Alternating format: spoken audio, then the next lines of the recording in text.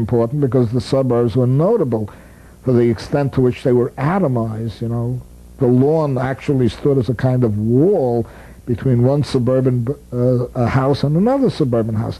So they now began to flock into communal forms.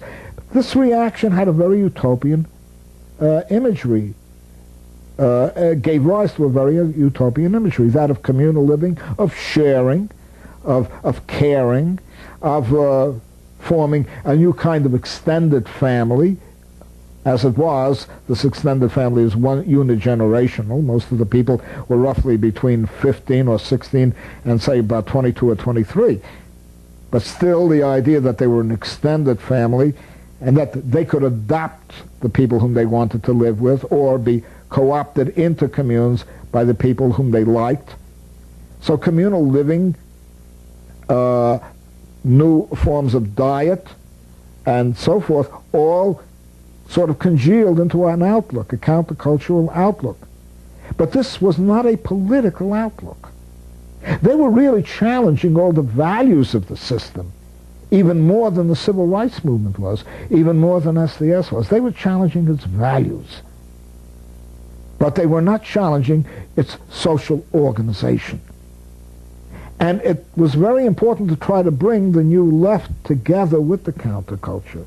The blacks struggled together with all aspects of the white rebellion, primarily a youth rebellion, be they students, or be they suburban children and hippies, and bring that together. And thus a glorious opportunity existed. I would date it up to about 1965, and possibly even to 66, where these movements could have come together. And they nearly came together. And in part, they did intermingle here and there, depending upon what part of the country you're talking about. So that a tremendously new potential existed for creating a cross-cultural, rich, visionary, utopian, almost communistic, not only ideology, but form of life, a life way. Life ways marked by dress and attitude and tone and culture and human contact and interaction. And then, tragically, almost explosively, all hell broke loose.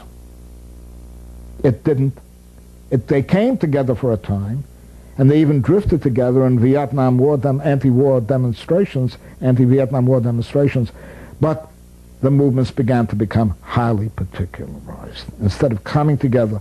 So that the word the 60s is an ecumenical expression of many different tendencies that in the use of the word 60s suggests one common phenomenon, but in point of fact conceals the reality that they were gradually going to separate and almost enter into a clash with each other.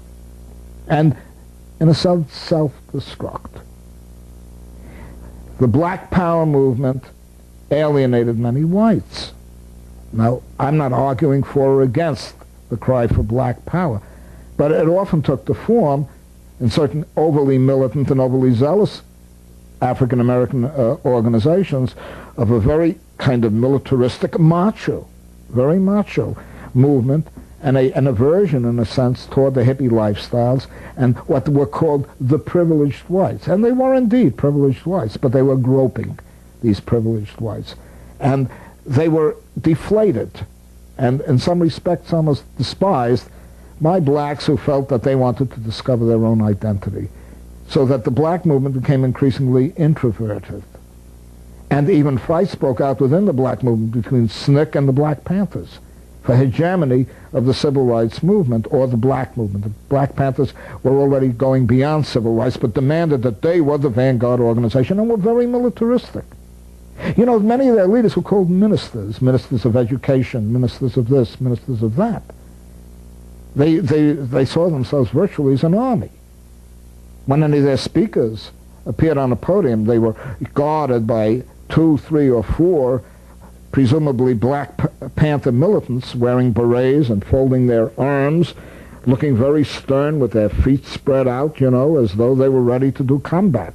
And this combative tone, largely black in character and somewhat emulated even by Latino groups like the Brown Berets, you see, all created an image of apartness from leadership of any other movement that existed in the 60s. Students for a Democratic Society were infiltrated, and very easily infiltrated, by Progressive Labor, by the Progressive Labor Party, which was basically a Stalinist Maoist type of organization, a break-off from the Communist Party of the USA. And they, in turn, began to accelerate the sectarianization, if I may use that term, the sectarianism of Students for a Democratic Society, which had been partly and perhaps inadvertently initiated by Greg Calvert, and almost certainly by Carl Davidson, who were then top leaders in SDS. And now we began to see, a tremendous, a quasi-authoritarian tone, more characteristic of the old left in its most Stalinist-type features, emerge in this new left and gradually demolish what was new about this left. Despite the esprit that existed at the time, still part of American youth, privileged American youth, you nonetheless began to hear the doctrinaire intonations of Leninist-type theses, of talks about the need of the student as a worker. All were still the student as shit, a not uncommon expression that I even heard students address to other students, and the need to go out and establish an alliance with the proletariat, all working class youth. And of course the blacks were the most working class of them all. That at least is the way the theory was constructed. Maoism began to enter through Progressive Labor and through visits to China, or at least contact with Chinese-oriented leftist movements, Maoist-oriented leftist movements. People were going down to help Cuba in harvesting the sugar crop, and there they were indoctrinated again into quasi-Stalinist notions and came back with them. So now you began to see an increasing decline in the utopian vision, which was still being preserved to one degree or another by the counterculture. And the two never really melded together, so that the counterculture was completely politicized, or the new left culturalized, if I may use that expression. And so by 1969, these movements were divided against each other. The counterculture began to drift off in what was later to become the New Age, and into a personalism rather than a sense of social commitment that was ultimately to make it eminently co-optative. That is to say, it could be absorbed by the social system.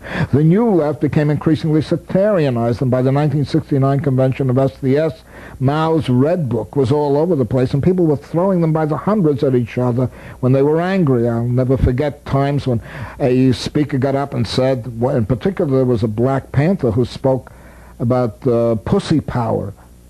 That's the very language he used. And about 500 or 1,000 Red Books were thrown at him by the women, who were now beginning to demand their own autonomy and their own sense of identity and self-recognition and freedom. So as these movements began to decline, a new movement began to emerge, or let me say two new movements. The first and most important, now I shouldn't say the most important, but one of the most eminent, and that is still very much around, was the feminist movement. Women in SDS, I don't know what else, in what other areas of American society they were acting on the issue, but women in SDS refused to do what they called the shit work of the men in SDS. They didn't want to become simply typists and mimeograph operators while the men did the thinking. For a period of time, SDS put them down. The men denigrated this movement as dividing the forces, dividing the proletariat along gender lines. But after a while, they became more and more articulate, and the movement itself began to spread. People like Shulamit Firestone came out with a work called The Dialectics